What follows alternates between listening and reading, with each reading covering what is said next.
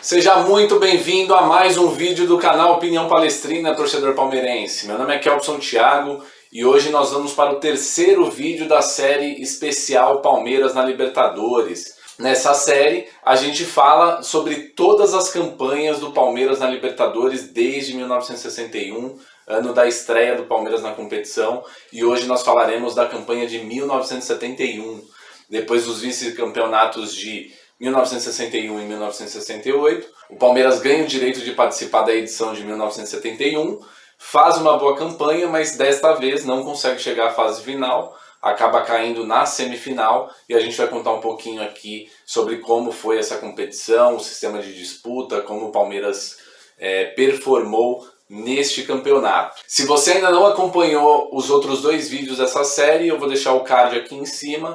A gente já tem divulgado o vídeo falando sobre a campanha de 1961 e também o de 1968. Lembrando que a gente vai divulgar todos os dias, até o dia 25 de novembro, um vídeo sobre cada campanha do Palmeiras na Libertadores desde 1961. Então bora falar da campanha de 1971. Então mais uma vez, a competição foi disputada por 21 equipes. Somente os campeões e os vice-campeões de todos os países da América do Sul participavam.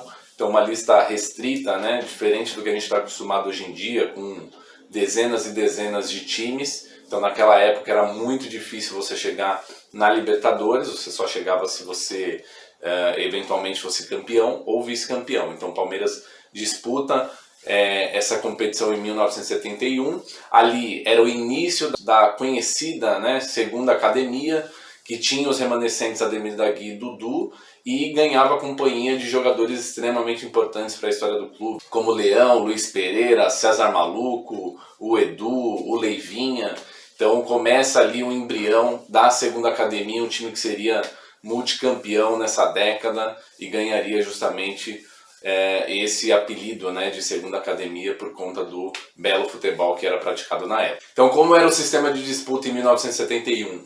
Mais uma vez, 20 clubes eram divididos em 5 grupos, com 4 times cada um, e somente o campeão avançava numa disputa de jogos ida e volta. Então o Palmeiras consegue a classificação na primeira fase, ganhando 10 pontos, na verdade eram 5 vitórias e uma derrota. Lembrando que nessa época ainda a vitória valia só 2 pontos. O Palmeiras consegue avançar para a segunda fase, que na verdade era uma fase semifinal, mas não uma semifinal que a gente está acostumado, né? Um time contra o outro, indo em 2 lados para disputar para ver quem chega à final. Na verdade eram mais 2 grupos de 3 times cada, e somente os melhores avançavam para a final.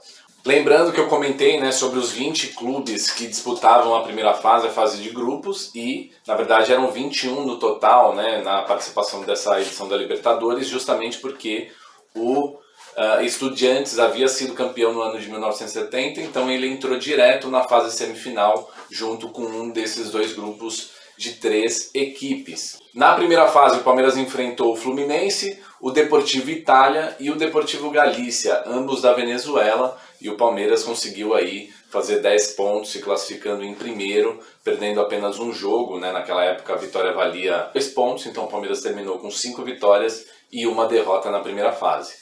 Na segunda fase, que já era conhecida como a semifinal, o Palmeiras fica num grupo com o Nacional, que se tornaria o campeão daquela edição, e o Universitário do Peru. O Palmeiras acaba conquistando 2 vitórias, mas tem 2 derrotas e acaba sendo eliminado nessa chave, já que o Nacional conseguiu a classificação para a final e fez a final justamente contra o Estudiantes e acabou vencendo o confronto na melhor de 3.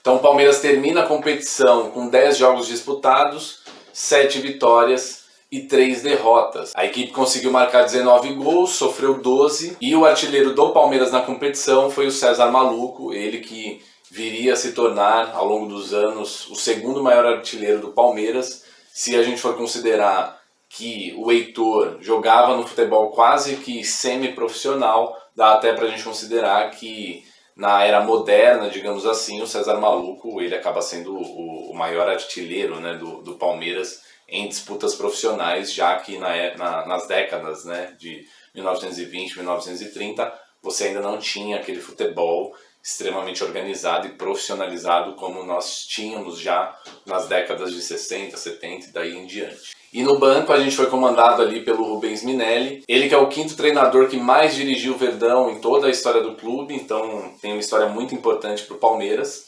E naquela altura ele já comandava o Palmeiras na Libertadores. E o time base dessa praticamente seleção, né, que o Palmeiras tinha, então repleta de craques, e viria a conquistar aí diversos títulos, né, no início dos anos 70, principalmente os brasileiros de 72 e 73 e uma série de paulistas, além de alguns títulos internacionais. A gente tinha o Leão, o Eurico, o Luiz Pereira, o Minuca, o Dé, Dudu, Ademir da Guia, Edu, Leivinha, César Maluco e Pio, que muitas vezes dava lugar ali para o Fedato. Então era um time extremamente competitivo, um time muito bom tecnicamente e que viria a se aperfeiçoar ao longo do tempo justamente para levantar essas taças. Então essa competição de 1971 funcionou quase que como um estágio para o time avançar e ganhar um pouco mais de corpo, um pouco mais de cancha, para se tornar o que se tornou nessa década de 1970, conquistando aí diversos títulos e dando muitas alegrias para nós palmeirenses. Então é isso, rapaziada, o vídeo de hoje foi esse.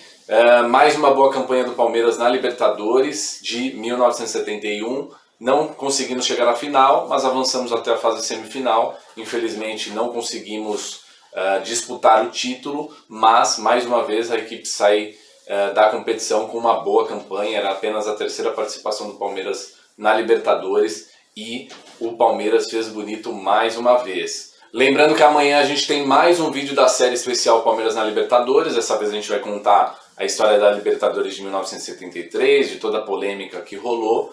E você acompanha a partir das 20 horas dessa segunda-feira, dia 8 de novembro. Eu fico por aqui, espero que você se inscreva no canal, curta esse vídeo, comente o que você achou de interessante, que você não sabia ou que você desconhecia ainda. Interaja aqui conosco para que a gente continue fazendo esse trabalho bacana, falando um pouco sobre o Verdão e compartilhando informação aqui com todos vocês. Eu fico por aqui e avante palestra!